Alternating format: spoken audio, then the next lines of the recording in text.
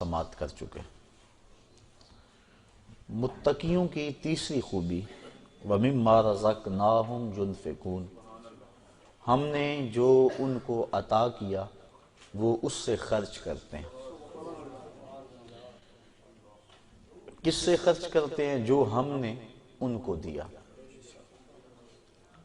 مالک کی کیسی کرم نوازی، خود دے کر عطا کر کے پھر کہتا ہے مجھے قرض دے دو،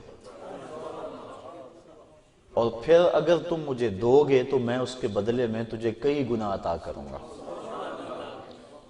کیسا سودا ہے اور کتنا نفع بخش سودا ہے۔ متقیوں کی یہ صفت بیان فرمائی گئی کہ وہ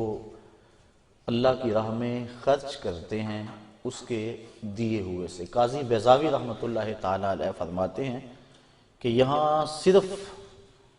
مال ہی مراد نہیں ہے، راہ خدا میں صرف مال خرچ کرنا ہی مراد نہیں، بلکہ جو بھی انہیں دیا گیا وہ علم ہے تو علم بانٹتے ہیں، وہ روحانیت ہیں تو روح کا نور بانٹتے ہیں، جو صلاحیتیں ان کو دی گئیں اس کو راہ خدا میں خیرات کرتے ہیں، لٹا دیتے ہیں۔ تو جو راہ خدا میں خرچ کیا جائے خرچ کرنے سے کم نہیں ہوتا۔ عقل انسانی کہتی ہے کہ اگر تم مال راہ خدا میں دو گے تو کم ہو جائے گا، لیکن اللہ تعالیٰ غنا کا وعدہ دیتا ہے کہ تم میرے راستے میں دو گے تو میں اور بڑھا دوں گا۔ تو جن کو اس کے وعدے پہ یقین ہے تو وہ راہ خدا میں لٹاتے رہتے ہیں اور لٹانے سے کبھی کم نہیں ہوا۔ میں مثال دیا کرتا ہوں کہ پرانے دور میں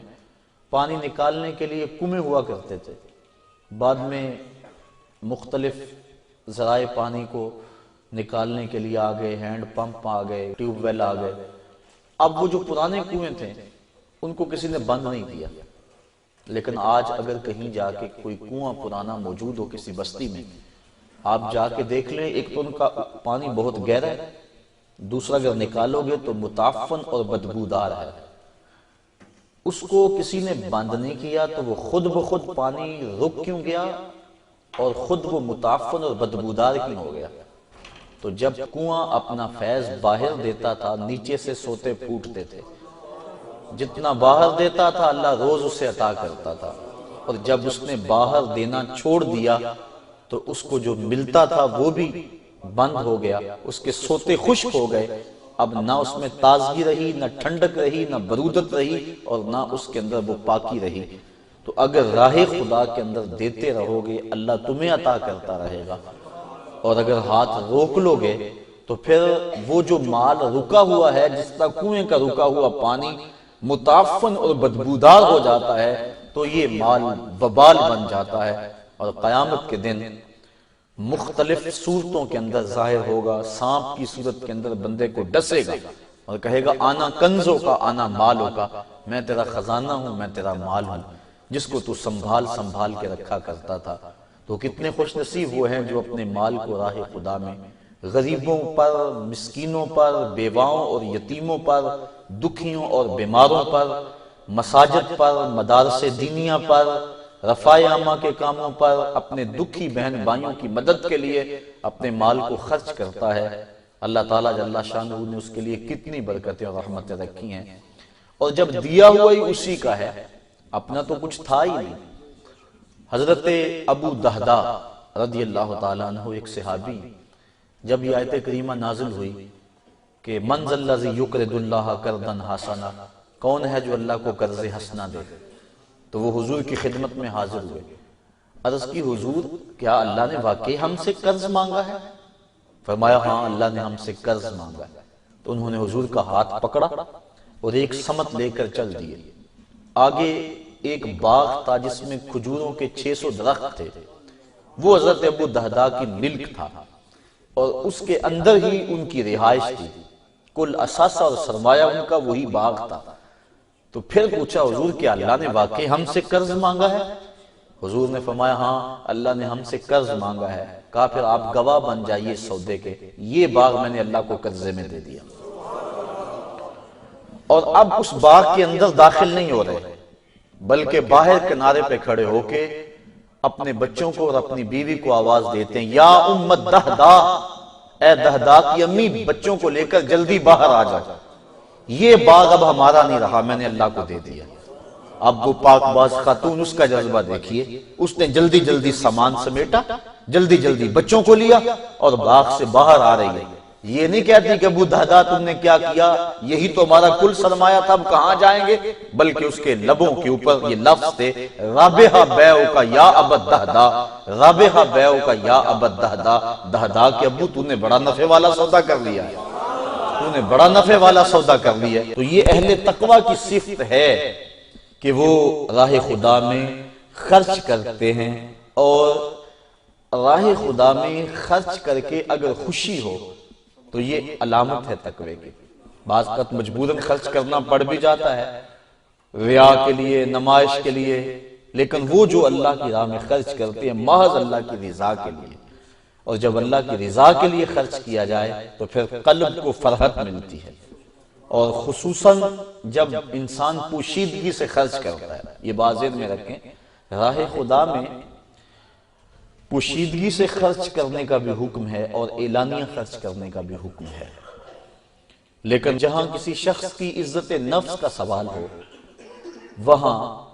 خفیہ خرچ کرنا اعلانیہ خرچ کرنے سے کئی درجے فضیلت رکھتا ہے، اور جہاں ترغیب مقصود ہو وہاں اعلانیہ خرچ کرنا زیادہ فضیلت رکھتا ہے۔ مثال کے طور پہ کسی ادارے کے لیے، مسجد کے لیے، یا کسی ایسے شخص کے لیے جس کا نام سامنے نہ ہو، اگر فنڈ مانگا جائے اور ہزاروں لوگ بیٹھے ہوں تو ایک بندہ اس نیت سے کہ میں دوں گا اور مجھے دیکھ کر دوسرے بھی ترغیباً دیں گے، تو پھر اس کی نیت ریا کی نہیں ہے، اس کی نیت لوگوں کو ترغیب کی ہے۔ اور حضور علیہ السلام نے غزوے کے لیے، ایک جہاد کے لیے فنڈ مانگا تو ایک صاحب اٹھے اور انہوں نے حضور کی بارگاہ میں اپنی استطاعت کے مطابق مال پیش کیا۔ جب وہ اٹھے تو ان کے دیکھا دیکھی کافی لوگ اٹھے، انہوں نے مال پیش کیا۔ اس موقع پہ حضور نے ارشاد فرمایا، من سنّا فی الاسلام سنتا حسنہ، جس نے اسلام میں اچھا طریقہ رائج کیا تو اس کو اس کا ثواب ملے گا، اور جو اس کو دیکھ کے عمل کرتے ہیں ان کا ثواب بھی ان کو ملنے کے ساتھ ساتھ اس کے نامہ مال میں بھی درج کر دیا جائے گا۔ تو اگر یہ مقصد ہو، لیکن یہاں کسی کی ذات کا مسئلہ ہو، محلے میں کوئی غریب ہے، بیوہ ہے، یتیم ہے، تو اگر ان کو اعلانیہ دیا تو پھر ان کی عزت نفس مجروح ہوگی، اس لیے وہاں حکم یہ ہے کہ وہاں خفیہ دیا جائے۔ آج کل تو رواج بن گیا ہے نا کہ کسی کو عید کے موقع پہ آٹے کا ایک پیکٹ بھی دینا ہوتا ہے تو اخبار نویسوں کو بلایا جاتا ہے، فوٹوگرافر کو، کہ ہماری تصویر کھینچو اخبار پہ لگے کہ ہم غریب کو دے رہے ہیں۔ غریب کی غربت کا اشتہار لگایا جاتا ہے۔ اللہ کے محبوب علیہ السلام ارشاد فرماتے ہیں 7 اشخاص ایسے ہیں قیامت کے دن جب کوئی سایہ نہیں ہوگا اللہ انہیں اپنے عرش کا ٹھنڈا سایہ نصیب فرمائے گا۔ ان میں سے ایک شخص فرمایا رجل تصدق بصدقۃ فاخفاها حتى لا تعلم شمالہ ما تنفق یمینہ، کہ جس آدمی نے صدقہ کیا اور ایسے خفیہ انداز میں کیا کہ دائیں نے خرچ کیا بائیں ہاتھ کو خبر نہ ہو سکی۔ فرمایا قیامت کے دن جب دھوپ کڑک رہی ہوگی اور کسی کو کوئی سایہ نہیں ملے گا، ان 7 اشخاص میں سے ایک یہ شخص بھی ہے جس کو اللہ اپنے عرش کا ٹھنڈا سایہ نصیب فرمائے گا۔ تو خفیہ کسی کی اعانت کرنا ایک تو ریا کا شائبہ ختم ہو جاتا ہے، اور ویسے بھی ریاکاری کو شرک اصغر کہا گیا ہے۔ اللہ تعالیٰ قیامت کے دن ریاکار جب اپنے عمل کو پیش کریں گے، مالک میں نے فلاں عمل کیا، تو اللہ ارشاد فرمائے گا تم نے میرے لیے تو کیا ہی نہیں تھا، تم نے تو لوگوں کے دکھاوے کے لیے کیا تھا، ان سے داد لینے کے لیے کیا تھا، وہ تجھے مل گئی، جس لیے کیا تھا وہ تجھے حاصل ہو گیا، اب میرے پاس تیرا اجر تو نہیں ہے۔ تو آج ہمارا رواج ہو گیا کہ ہم مسجد میں پنکھا بھی لگوائیں تو تینوں پروں پہ اپنا نام ضرور لکھواتے ہیں، برائے سال ثواب فلاں صاحب۔ اللہ کو نہیں پتا کس کے لیے دیا جا رہا ہے، ضرور لکھ کے لگانا ہے۔ باہر واٹر کولر نصب کرائیں تو اس کے اوپر نام ضرور لکھواتے ہیں کہ فلاں کی جانب سے سال ثواب ہے۔ اللہ کو نہیں پتا کس کی نیت کی ہوئی ہے، یہ اللہ نیتوں کو جانتا ہے۔ تو اگر ترغیباً کسی کی نیت ہو تو پھر اس پہ اعتراض نہیں ہوگا، لیکن اگر اس لیے کہ لوگ کہیں کہ فلاں نے کیا ہوا ہے تو یہ ریا بن جاتا ہے، اور ریا کو شرک اصغر کہا گیا ہے، اور اس سے بچنے کی تاکید ارشاد فرمائی گئی ہے۔ تو وہ جو اللہ کی راہ میں خرچ کرتے ہیں متقیوں کی یہ تیسری صفت بیان